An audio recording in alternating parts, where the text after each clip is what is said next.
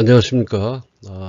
지난 시간 웹 2.0의 기술적 요소 두 번째 시간에서 설명드렸던 태깅에 대해서 잠시 구체적으로 조금 더 설명을 드리도록 하겠습니다. 기술적 요소 세 번째 시간으로요. 태깅이라고 하는 것은요, 사용자가 웹상의 어떤 그 리소스, 자원, 그러니까 리소스에 대해 관련된 키워드들을 자유롭게 부여하는 작업이에요. 사용상의 편리성과 유연성으로 인해서 현재 큰 그 호응을 받고 있는 서비스입니다. 자체적으로도 좀 잘 사용하기에 사용의 편리성도 있고요. 그래서 태깅은 주로 그 블로그, 여러분들이 블로그를 제작할 때 블로그나 그 웹페이지 상에서 이용되는 것이죠. 태깅이죠. 그 유사하거나 관련 있는 내용들을 태그의 링크를 통해서 제공하기 때문에 다양하게 브라우징 할 수 있는 그 길을 제공합니다. 또한 웹사이트를 방문한 유저들의 참여를 통해서 태그를 통하여 새로운 가치를 창출할 수 있기 때문에 웹 2.0의 움직임과도 많은 관련을 갖고 있습니다. 즉, 사람들은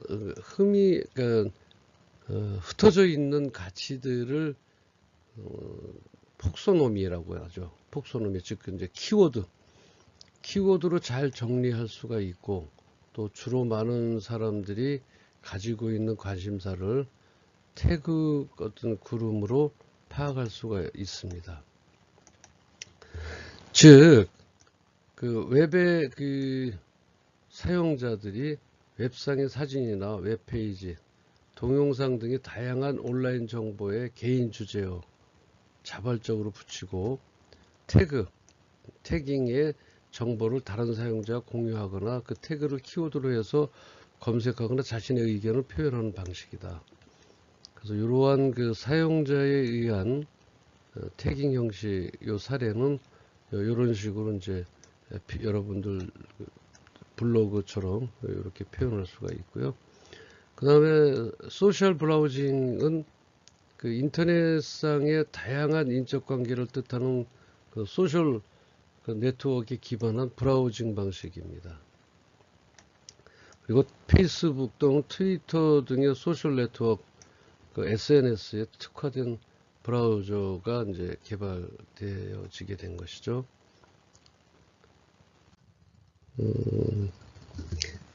그리고 세 번째로는요, 웹 응용 환경의 변화로 보면 리아나 아작스 등으로서 그런 변화를 볼 수가 있는데요.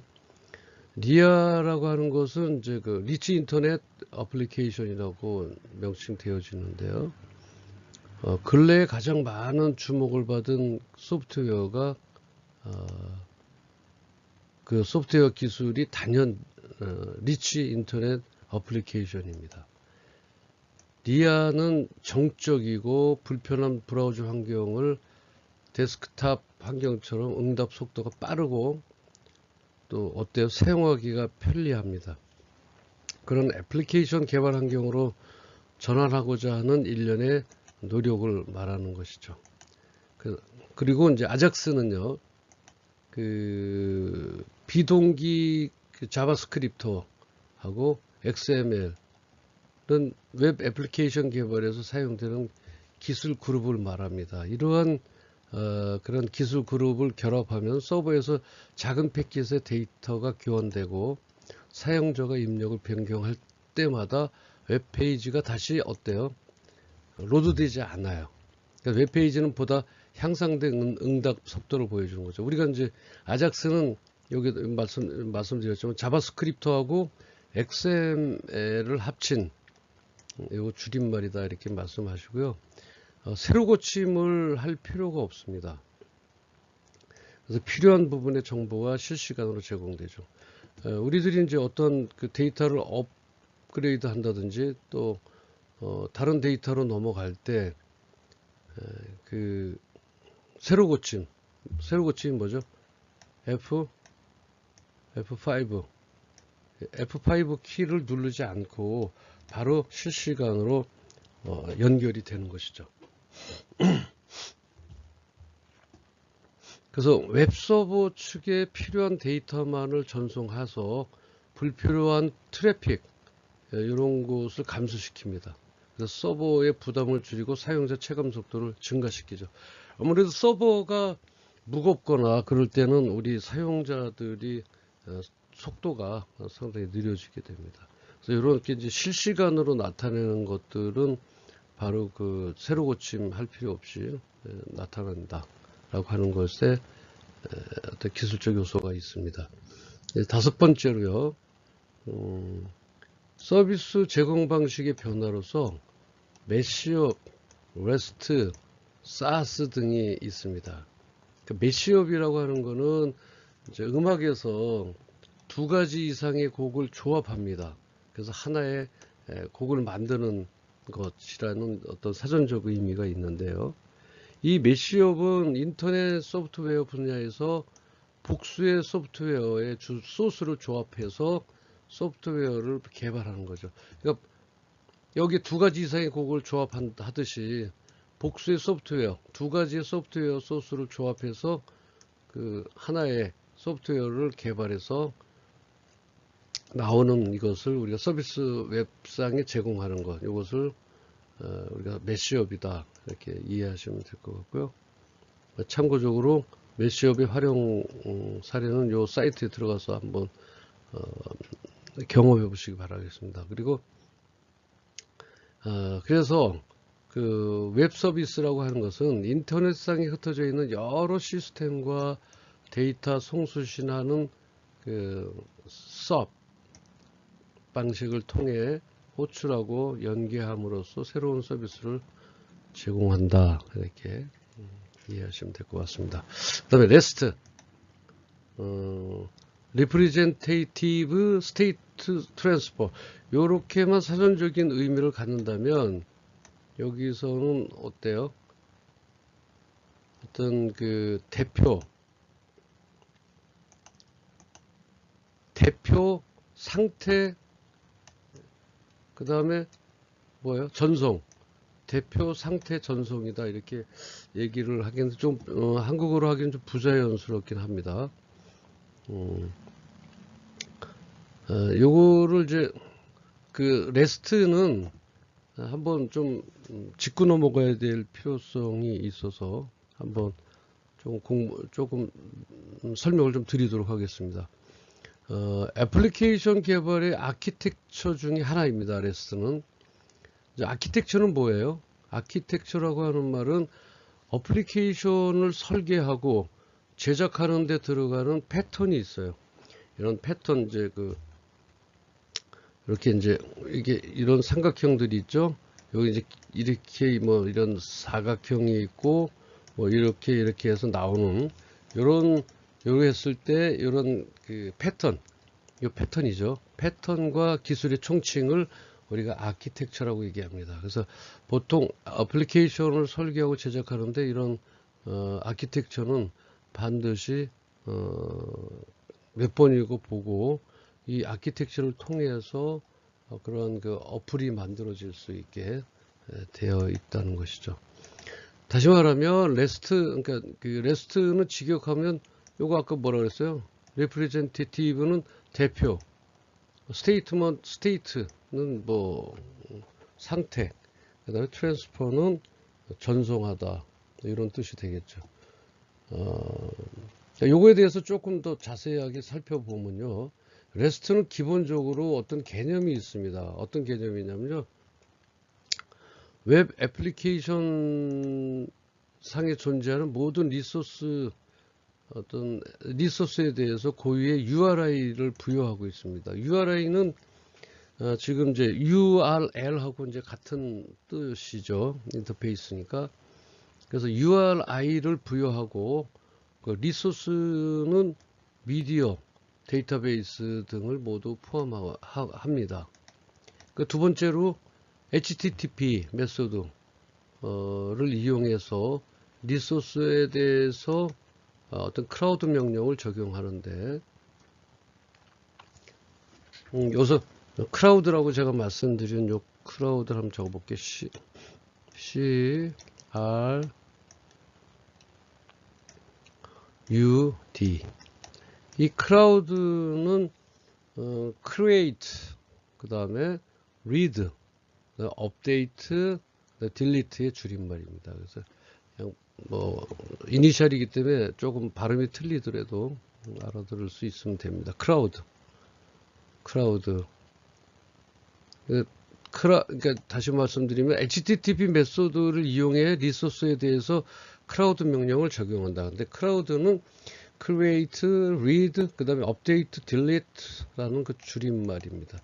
즉 우리가 이제 말한 그 대표 representative, 그 다음에 상태 state, 그 다음에 전송 transfer가 URI가 부여된 리소스, 그러니까 URI가 리소스를 대표하는 거죠. 이 상태를 응답으로 전송한다는 의미라고 이해할 수 있겠습니다. 여기서 응답, 리스폰스는 뭐 제이슨이나 XML 등의 형식으로 나타나죠. XML은 잘 안 쓰는 것 같아서 그냥 그런 방식으로 쓰여지고 있다, 이렇게 이해를 하시면 될 것 같고요. 아까 설명한 대로 기존의 그 수업 방식을 단순화시킨 거예요. 복잡하지 않고. 동일한 범주 개념인 SaaS는 소프트웨어를 직접 개발하는 것이 아니라 인터넷으로 연결된 다양한 기능의 여러 소프트웨어를 앱으로 연결하여 서비스 활용한다는 것이 되겠습니다. 그 다음에 그 레스트에 대해서 좀 더 알아보고 간다고 했던 것이, 레스트의 구성 요소. 이 구성 요소는 뭘로 되어 있냐면 자원과 행위와 표현으로 되어 있는데, 자원은 어떠한 것이 있느냐면요, 자원은 서버에 존재하는 데이터의 총칭입니다. 서버의 총칭. 근데 모든 자원은 고유의 그 URL을 가지고 있습니다. 또 클라이언트는 이 URI를 지정해서 해당 자원에 대해 크라우드 명령을 수행할 수 있습니다. 크라우드라는 거 아까 말씀드렸죠. 예를 들면 이런 거죠. URI의 리소스, 여기서 이제 URI의 리소스를 슬래시로 해서 URI에다 넣으면 바로 이 리소스 안으로 들어갈 수 있다는 것이죠. 이렇게 그 자원을 구성하고 있고요. 그리고 어떤 행위, 두 번째 요 행위는요, 요 행위는 클라이언트가 HTTP 메소드를 이용해서 자원을 조작하는 것을 의미합니다. 그 다음에 이제 표현, representation. 요 표현은요, 이 표현은 클라이언트가 HTTP 메소드로 자원을 조작하면 서버가 거기에 대한 응답을 나타내죠. HTTP로 조작하면 서버에서 응답을 하니까요. 그 응답을 보내는 그런 것을 의미합니다. 그래서 어떤 구성 요소는 이렇게 되어 있고요. 레스트의 특징은 서버하고 클라이언트 구조로 되어 있다. 서버하고 클라이언트 구조. 서버는 API API가 제공하고, 그 다음에 클라이언트는 유저에 대한 처리를 전담하는 구조를 가지기 때문에 서버와 클라이언트의 역할을 분명하게 구분할 수가 있습니다. 두 번째로는 무상태성인데, 이 무상태성은 HTTP를 이용하는 만큼 어떤 무상태성의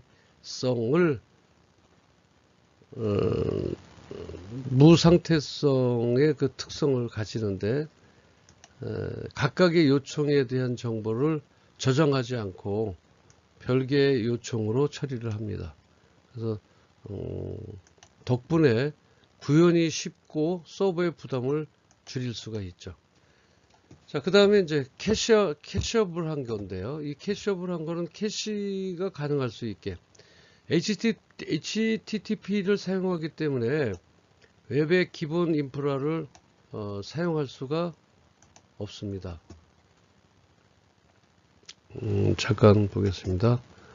그 캐시 기능으로서는 캐시 기능을 이용해서 같은 URI에 대한 반복된 요청을 효율적으로 처리할 수가 있죠.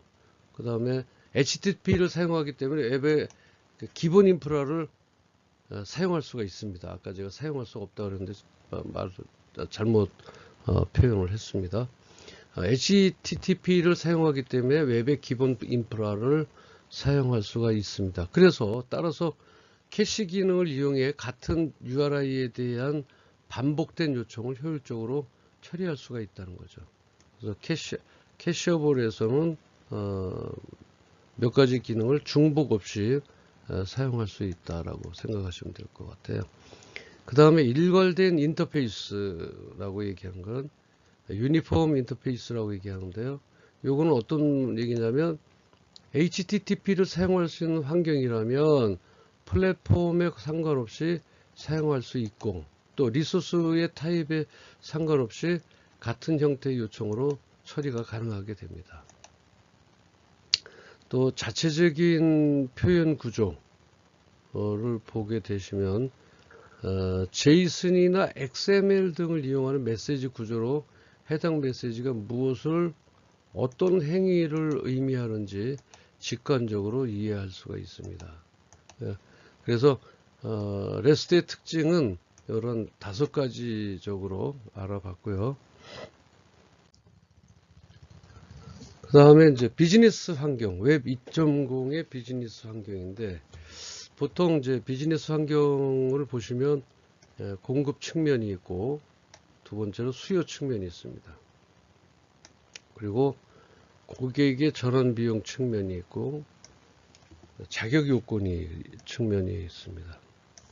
이런 측면들을 이제 보시면서 지식 및 아이디어 등 무형자산의 가치나 경쟁력이 무형자산의 그것보다 더욱 커져서 기존 기업의 진입장벽은 보다 퇴색되어 버린다라고 했습니다. 무형자산의 그러니까 그 지식하고 아이디어 등 무형자산의 가치나 경쟁력이 무형자산의 그것보다 더욱 커지기 때문에 기존 기업의 진입장벽은 보다 퇴색되어 버린다라고 하는 것은 기존의 진입장벽이 보다 낮아진다는 얘기죠. 다시 말하면 공급 측면에 있어서 너무 많아지는 거죠. 다시 말하면 레드 오션이 되는 것이죠. 두 번째는 이제 수요 측면을 보면 신규 진입자의 고객 확보가 이전에 비해 보다 용이하다. 이 말이 무슨 말인가요? 신규 진입자의 고객 확보가 이전에 비해 보다 용이하다라고 하는 것은 좋은 거예요, 나쁜 거예요? 뭐 좋고 나쁘다를 떠나서 불리할까요? 수요 측면으로 해서 보면 신규 진입자의 고객 확보가 이전에 비해 보다 용이하다 보는 거예요. 그만큼 경쟁을 더만큼 많이 할 수 있다라는 얘기죠. 그 다음에 고객의 전환 비용 측면에서는 고객의 신규 진입자로 전환 비용에 비해 새로운 대체제의 편익이 증가하면서 고객 이동이 빈번하다. 고객이 이제 이런 것이 되겠죠. 일단 웹 2.0과 이비즈니스 환경에 이것을 통해서 어때요? 좀 더 빨라지고 정보의 확산이 쉽죠. 누구든지 거기에 들어가서 그러니까 쉽게 말씀을 드리면 이런 거예요. 내가 컴퓨터를 사려고 하는데 그 컴퓨터를 예전에는 이러한 그 이비즈니스 환경 2.0과 이비즈니스 환경이 없다면 발품을 팔아서이든지 오프라인을 통해서라든지 아니면 웹 1.0과 같이 어떤 서류로만 문서로만 그것을 제공했던 그런 시기보다 이거는 어떤 내 개인적인 그 사업성 측면에서 보면 고객들이 어때요? 이쪽과 온라인 상에서도 이쪽과 저쪽을 많이 이렇게 조사할 수가 있죠. 간단하게. 그래서 어떻게 돼요? 고객 이동이 빈번하게 된다면 내가 예전에는 이러한 것이 없었을 때 단골 손님이라는 게 있었죠. 그래서 그 단골 손님은 우리가 얘기할 대로 그 가게에 정말 왼쪽이나 오른쪽으로 치우치지 않는 아주 굳건한 그런 고객인데 대체제의 편익이 증가하면서 고객 이동이 빈번해졌다라고 하는 것입니다. 요게 이제 그 고객 이동이 빈번해진 게 어떤 위협적으로 다가온다. 그리고 이제 자격 요건의 측면을 보시면 초기 시설, R&D 투자 등과 같이 단기에 해소하기 힘든 비용이다. 그런 비용이 감소해서 자격 요건의 진입 장벽이 낮아졌다. 자격 요건의 측면에 있어서 어떤 허가 사항이라든지 신고 사항하고의 어떤 그런 차이점을 생각해 보시면 될 것 같아요. 어떤 단기에 회수하기 힘든 비용이 감소해지는 것이죠. 단기에 좀 회수를 하고 해서 어떤 경영에 안정감을 주는 것이 아니라 자격 요건의 진입 장벽이 낮아짐으로 인해서 그러니까 단기에 회수하기 힘든 비용이 작아진다. 이렇게 말씀드릴 수 있고, 그 다음에 유통 경로 측면에서 보면 유통 부분의 혁신적 변화를 제공하는 웹 2.0의 활성화는 독점적 유통 경로에 의해 진입 장벽이 퇴색됐다. 그래서 어떤 유통 부분의 혁신적 변화를 제공한 것은 2.0의 아주 대단한 일입니다만 어떤 독점적 유통 경로에 의한 진입 장벽이 퇴색돼 버린 거죠. 예전에는 유통 경로가 그렇지 않았었는데 지금은 어떤 혁신적인 변화를 제공하는 웹 2.0 기반에 하다 보니까 유통 경로로 인한 어떤 운수업이라든지 이런 진입 장벽이 되게 낮아졌다라는 거 얘기합니다. 그리고 선도기업 이 우위 측면에서 선도기업의 비용이나 품질 학습 효과 등이 가지는 우위가 웹 2.0 시대에 가속화되는 혁신 방안으로 인해 어려워졌다라고 하는 것입니다. 그래서 이런 부분, 그다음에 산업별과 지역별로 다양한 정부 정책도 신규 진입자의 진입에 영향이 클 것으로 보인다. 지금 그 정부 정책의 다양성은 정부 정책이 진입 장벽에 미치는 영향의 평가에 어려움을 준다. 저도 이제 그 정부 정책에 대한 평가위원으로서 여러 부처의 평가를 하고 있습니다만, 그 정부 정책의 진입 장벽에 미치는 그 영향의 평가에 어려움이 있는 것이 조금 아쉽습니다만은, 어쨌든 정부 정책의 다양성에 대해서 그 진입 장벽과 그 미치는 영향에 대해서 우리가 어떤 그 위협적인 요소로 다가오지 않겠느냐라고 하는 것이 이런 그 신규 진입에 대한 위협 측면으로 저희가 볼 수가 있습니다. 지우고 있습니다. 자, 그리고 이제 이 비즈니스 환경의 두 번째로 볼 때, 시간상으로 요거는 오늘은 여기까지 강의를 드리고요. 다음 시간에 웹 2.0과 이 비즈니스 환경 두 번째 이 비즈니스 환경에 대해서 공부하도록 하겠습니다. 장시간 시청해 주셔서 고맙습니다. 수고하셨습니다.